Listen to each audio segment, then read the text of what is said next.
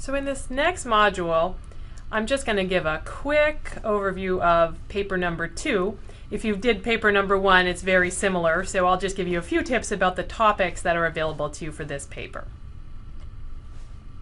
So this paper is going to be due next Sunday, Sunday night. So again, you need to get it in on time. So make sure you leave yourself a little bit of time in case there are any glitches in the submission process. Don't wait till the last hour to submit the paper, please. If you don't submit it, you won't be able to participate. If you don't submit it on time, you won't be able to participate in the peer review. So the topics available to you, you can write an introduction section. So if you're working on an original manuscript right now, where you've got data and you're ready to write parts of that manuscript, or maybe you've already written some parts of the manuscript, you could write an introduction section.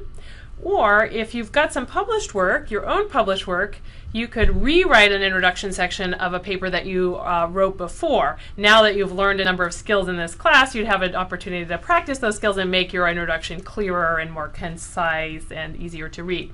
Yeah, if you don't have anything published yet, you could also take an introduction section from something in the published literature that's not your own work and rewrite that using all the skills that you've learned in this class. Really give it a good reworking, and of course make sure you cite it. You can also write a letter to the editor of a journal, so some journal in your field. If there's a recent paper that was of interest that you want to respond to, you could write a letter to the editor. You can also write a letter to the editor of a newspaper or magazine in response to a recent science-related article in either a newspaper or magazine. So those are the topic choices. Again, it's a little bit flexible if you want to be a little creative within that. You can see this is a little bit more of a scientific paper than the first paper, but other than that, it's a little flexible. If you want to kind of deviate slightly from one of those topics, that's fine.